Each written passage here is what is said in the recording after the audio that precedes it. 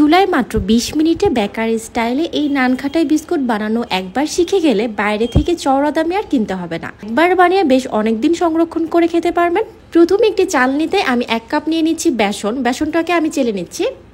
রেসিপিটা আপনারা কে কোথা থেকে দেখছেন কমেন্ট করে কিন্তু অবশ্যই জানাবেন। সবকিছুকে ভালো করে চেলে নিতে হবে। এরপর এখানে 1/2 কাপ ময়দা দিয়ে চেলে নিচ্ছি, 1/2 কাপ সুজি দিয়েও সেটা চেলে নিব।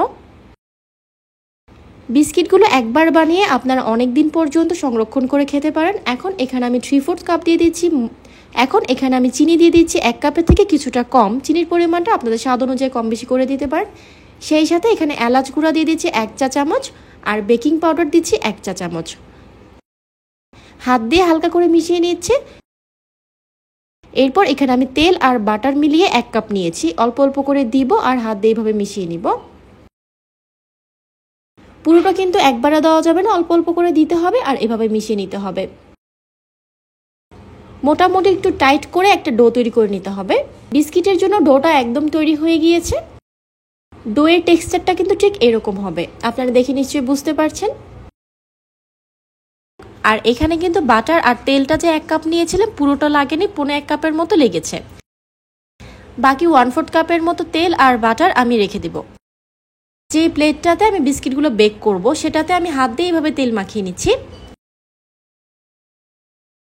এখন মেজারমেন্ট সেটের যে 1 টেবিল চামচটা আছে সেটা দিয়ে একটা একটা করে বিস্কিট আমি বানিয়ে নিব। আপনারা এখানে যে কোনো একটা চামচ ব্যবহার করতে পারেন, সেক্ষেত্রে সবগুলো বিস্কিটের সাইজ একরকম হবে। বিস্কিটগুলো ঠিক এইভাবে বানিয়ে মাঝখানে কিছু বাদাম কুচি দিয়ে দিচ্ছি। একইভাবে আমি সবগুলো বিস্কিট এইভাবে বানিয়ে নিব।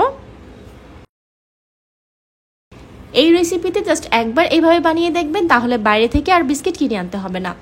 সবগুলো বিস্কিট বানানো হয়ে গিয়েছে, দেখতেই পাচ্ছেন। আমি ননস্টিকের বড় মোটা তলযুক্ত একটি প্যান নিয়েছি। এখন এখানে আমি স্টিলের স্ট্যান্ড বসিয়ে দিয়েছি। প্যানটাকে আমি 10 মিনিটের জন্য হাই হিটে প্রিহিট করে নিব। 10 মিনিট পর ঢাকনাটাকে খুলে আমি খুবই সাবধানে এটাকে এখানে বসিয়ে দিচ্ছি।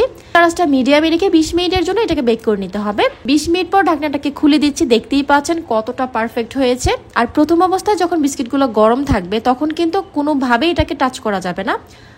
গরম থাকা অবস্থায় বিস্কিটগুলো অনেকটা নরম থাকবে, তাই এটাকে পুরোপুরি ঠান্ডা করে যখন সেট হয়ে যাবে তখন এগুলোকে আমি ডিমোল্ড করে নিব। বিস্কিটগুলো ঠান্ডা হওয়ার পর যখন সেট হয়ে গিয়েছে, দেখতেই পাচ্ছেন এটা কিন্তু শক্ত হয়ে গিয়েছে। গরম থাকা অবস্থায় এটাকে তুলতে যাবে না, তাহলে কিন্তু ভেঙে যাবে। খুবই মজার আর ফ্লেভারফুল এই নানখাটাই বিস্কিটটা এইভাবে আপনারা বাসায় ট্রাই করতে পারেন। এয়ারটাইট বক্সে করে এটাকে 7 দিনের মতো স্টোর করা যাবে। আমি এইভাবে বিস্কিটগুলোকে স্টোর করে নিচ্ছি। ছোট বাচ্চা থেকে বড়রা সবাই কিন্তু এটা অনেক পছন্দ করবে। রেসিপিটা যদি আপনাদের কাছে ভালো লেগে থাকে প্লিজ একটা শেয়ার করে দেবেন। এমন সব মজার আর নতুন রেসিপি পেতে পেজটা ফলো করে রাখতে পারেন। আজ পর্যন্ত সবাই অনেক বেশি ভালো থাকবেন। আল্লাহ হাফেজ।